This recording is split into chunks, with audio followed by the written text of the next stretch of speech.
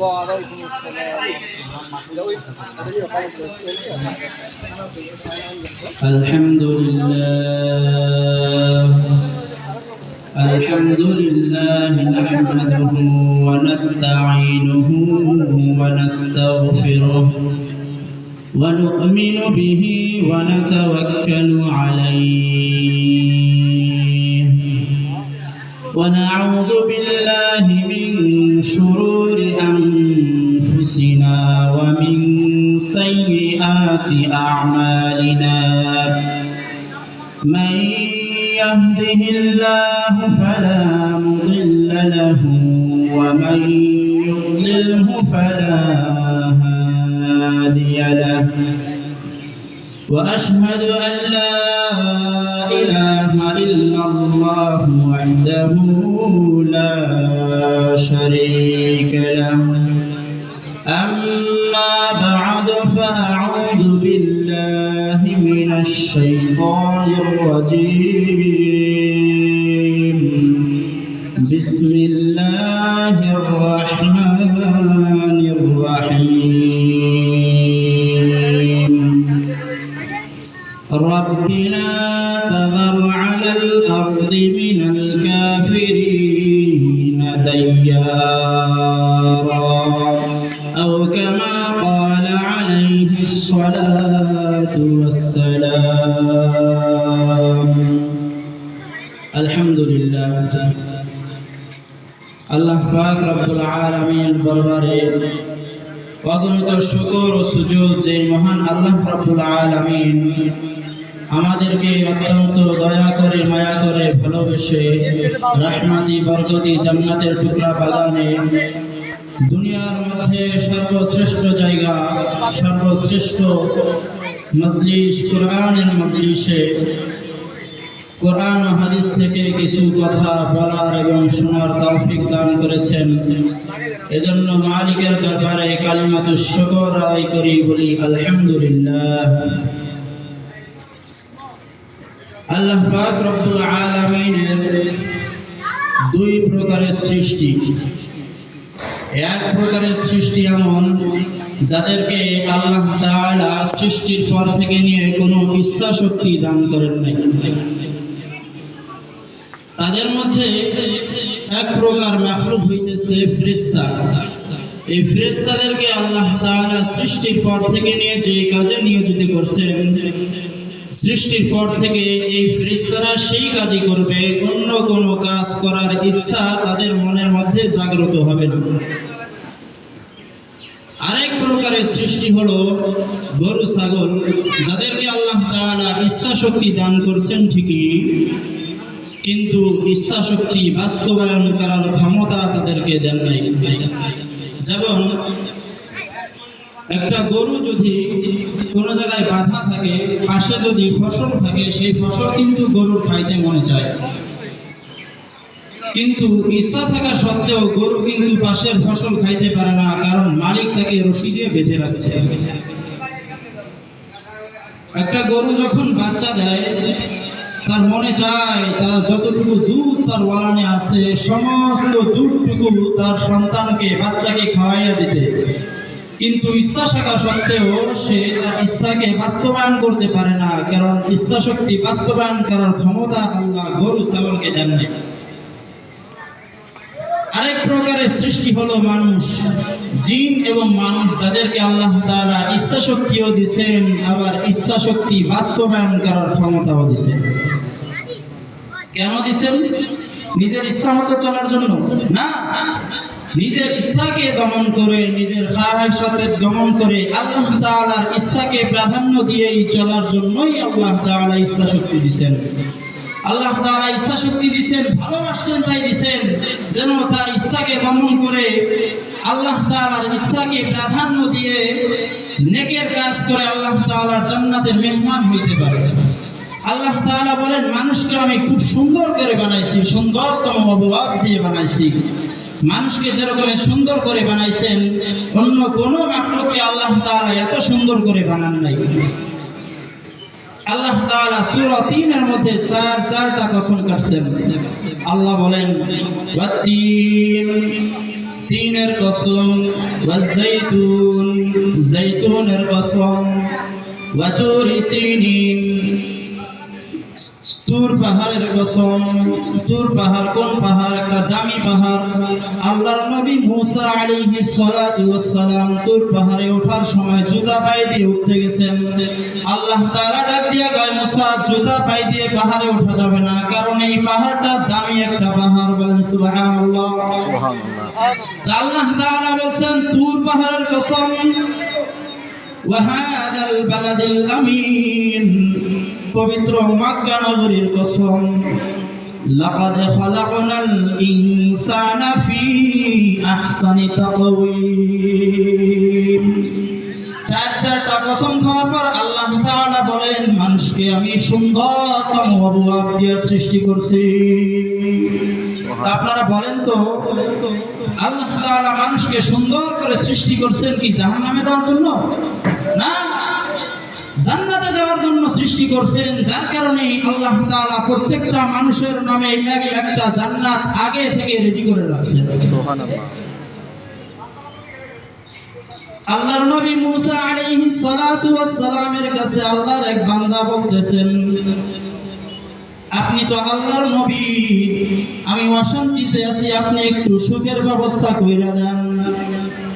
আমি অসুখে আছি, আল্লাহকে বলে একটু সুখ আইনা দেন। আল্লাহর নবী মুসা আলাইহিস সালাতু ওয়াস সালাম আল্লাহর কাছে বলতেছেন, আল্লাহ, আপনার এক বান্দা অশান্তিতে আছে, শান্তি চায়। আপনার এক বান্দা অসুখে আছে, সুখ চায়। আল্লাহ তাআলা ডাক দিয়া কয়, মুসা, তুমি তোমার পবিত্র জবান দিয়ে আমার কাছে সুখ চাইছো, তোমার জবানকে আমি ছোট করতে চাই না। যাও, আমি আমার বান্দাকে সুখ দিয়ে দিলাম। আল্লাহর নবী মুসা আলাইহিস সালাম বলেন, আল্লাহ, আপনি যেহেতু ওয়াদা করছেন, আমি যাই একটু জানাই আহি যে তোমার জন্য সুখের ব্যবস্থা আল্লাহ তাআলা করবেন, ওয়াদা করছেন। আল্লাহর নবী মুসা বান্দার কাছে গেছেন সুসংবাদ দেওয়ার জন্য। যা দেখে যার জন্য সুখ চাইছেন, ব্যক্তিটা সুখ তো দূরের কথা, বরঞ্চ মৃত লাশ হয়ে পড়ে আছে। আল্লাহর নবী মুসা আলাইহিস সালাতু ওয়াস সালাম আল্লাহকে ডাক দিয়ে কয়, আল্লাহ, সুখ চাইলাম, কেমন সুখ আপনি দিলেন? সে তো মৃত লাশ হয়ে পড়ে আছে। আল্লাহ তাআলা কয়, মুসা, তুমি তোমার পবিত্র জবান দিয়ে সুখ চাইছো, দুনিয়ার ক্ষণস্থায়ী সুখ দিয়ে আমি তোমার জবানকে ছোট করতে চাই না। এজন্য মৃত্যু নামক জান্নাতের দরওয়াজা আমি আমার বান্দার কাছে পাঠাই দিছি। মৃত্যু নামক জান্নাতের দরজা দিয়া চির সুখের ঠিকানা, চির শান্তির ঠিকানা, জান্নাতের মেহমান আমি আমার বান্দাকে বানাই দিছি। সুবহানাল্লাহ। আল্লাহ তাআলা আমাদেরকে সুন্দর করে বানাইছেন, জাহান্নামে দেওয়ার জন্য নয়, জান্নাতে দেওয়ার জন্য বানাইছেন। সুন্দর করে বানাইছেন সেইটা বোঝার জন্য আর একটা উদাহরণ আমি আপনাদেরকে দেই। হযরত নূহ আলাইহিস সালাতু ওয়াস সালামের জামানায় আল্লাহর নবী নূহ ৯৫০ বছর দাওয়াত দিয়েছেন, ঈমান আনার জন্য দাওয়াত দিয়েছেন। ৯৫০ বছর দাওয়াত দেওয়ার পরেও যখন কিছু সংখ্যক মানুষ ছাড়া সবাই বেঈমান হয়ে রয়ে গেল, আল্লাহর নবী নূহ আলাইহিস সালাতু ওয়াস সালাম রাগে গোসায় আল্লাহর কাছে দোয়া করলেন। আল্লাহর নবী নূহ বললেন, রব্বি লা তাযার আলাল আরদি মিনাল কাফিরিনা দাইয়ারা, রব্বি লা তাযার আলাল আরদি মিনাল কাফিরিনা দাইয়ারা। আল্লাহ তাকে ডাক দিয়ে বলেন, আল্লাহ ৯৫০ বছর দাওয়াত দিছি, তারপরেও যারা ঈমান আনে নাই, বেঈমান হয়ে রয়ে গেল, তাদের প্রত্যেককে আপনি ধ্বংস করে দেন। শুধু তাদের নয়, তাদের পুরো বংশ, তাদের ঘর বাড়ি সহ আপনি তাদেরকে দুনিয়া থেকে বিলীন করে দেন। নবী দোয়া করছে, দোয়া তো বিফলে যাওয়ার নয়। আল্লাহ তাআলা দোয়া কবুল করছেন। আল্লাহ বলেন, নূহ, তুমি নৌকা তৈরি করো এবং যারা ঈমান আনছে প্রত্যেককে নৌকায় আরোহণ করাও। আল্লাহ তাআলার অর্ডার পেয়ে নূহ আলাইহিস সালাতু ওয়াস সালাম নৌকা তৈরি করলেন এবং যারা ঈমান আনছে তাদেরকে নিয়ে নৌকায় উঠে গেলেন। আল্লাহ তাআলা এমন প্লাবন দিলেন, প্রত্যেকটা মানুষ যারা কাফের বিমান ছিল, প্রত্যেকটা মানুষ দুনিয়া থেকে একেবারে বিচ্ছিন্ন হয়ে গেল, একেবারে ধ্বংস হয়ে গেল। এরপরে আল্লাহ তাআলা ডাক দেয়া কয়, নূহ আমি অর্ডার করতেছি, কাদামাটি সেনো, কাদামাটি সেনা তুমি হাড়ি কলসি তৈরি করো। আল্লাহর নবী নূহ ডাক দিয়ে বলে, আল্লাহ কতগুলো তৈরি করব? আল্লাহ বলে, তৈরি করতে থাকো, বেহিসাব তৈরি করো। আল্লাহর নবী নূহ তৈরি করতে থাকলেন। অনেক দিন যাবত তৈরি করার পর আল্লাহ তাআলা ডাক দিয়ে বলে, নূহ তৈরি করছো নাকি? বলে, হ্যাঁ আল্লাহ তৈরি করছি।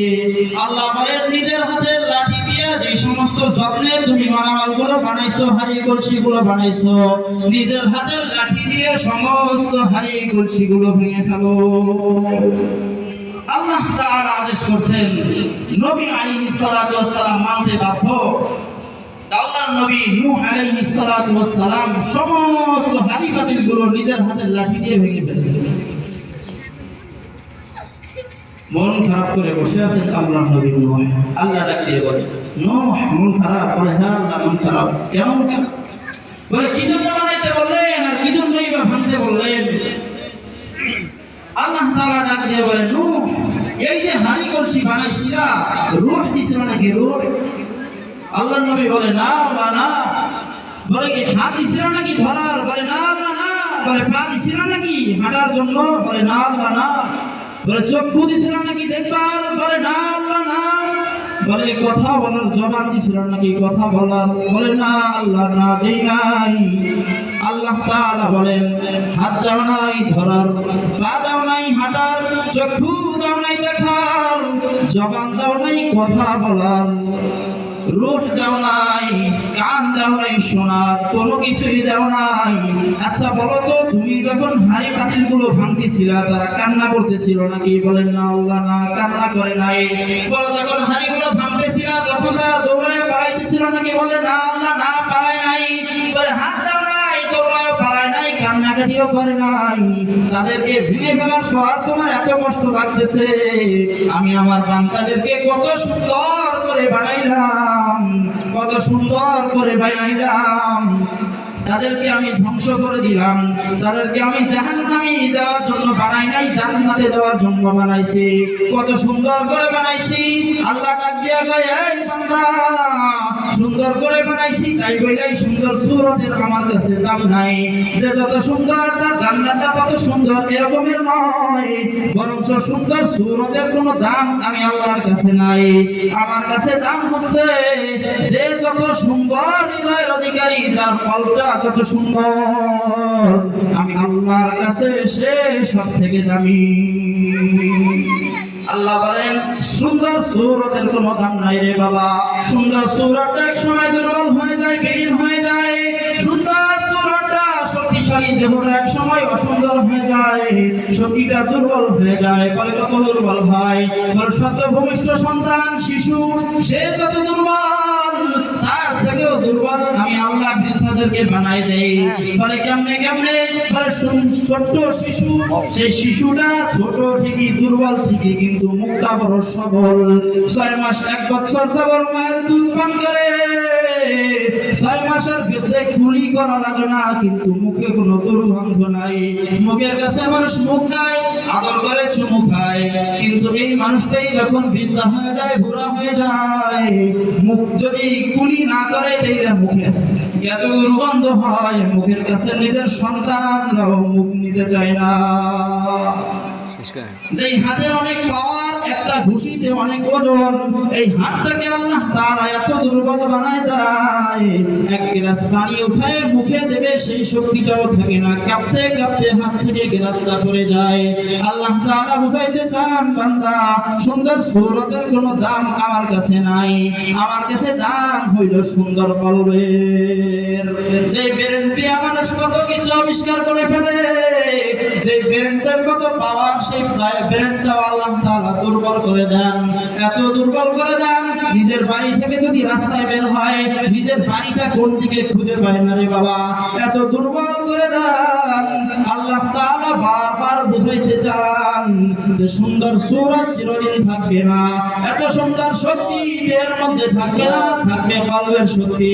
এজন্য দেখবেন কিছু বুড়া আছে যারা যুবক বয়সে গুনাহ করছে, আত্মশুদ্ধি করে নাই, কলবটাকে পরিষ্কার করে নাই, যার কারণে বুড়া হয়ে গেছে। এখনো তারা গান বাজনা দেখা ছাড়তে পারে না, বুড়া হয়ে গেছে, মসজিদ চিনে না, মসজিদে আসতে পারে না, বুড়া হয়ে গেছে, এখন অশ্লীল সিনেমা দেখা ছাড়তে পারে না, বুড়া হয়ে গেছে, এখনো দাড়িগুলো লম্বা করতে পারে না। আছে না নাই? আল্লাহ তাআলা বুঝাইতে চান, এই বান্দা, সুন্দর সূরতের কোনো দাম নাই। এজন্য আমি আপনি সুন্দর সূরতের দিকে না তাকাইয়া নিজের কলবের দিকে তাকাইতে হবে, কলবের আত্মশুদ্ধি করতে হবে। আমরা দেখা যায় যে সুন্দর সূরতের দিকে বেশি খেয়াল করি, সুন্দর সূরত কেমনে বেশি আরো সুন্দর করা যায় এই দিকে খেয়াল করি। এই দিকে খেয়াল না করে আমরা প্রত্যেকেই নিজের কলবকে, নিজের আত্মশুদ্ধি করার চেষ্টা করব। আল্লাহ তাআলা আমাদের প্রত্যেককে কথাগুলো বোঝা এবং আমল করার তৌফিক দান করেন। আমিন। ওয়া আখিরু দাওয়ানা আলহামদুলিল্লাহি রাব্বিল আলামিন। আসসালামু আলাইকুম ওয়া রাহমাতুল্লাহ।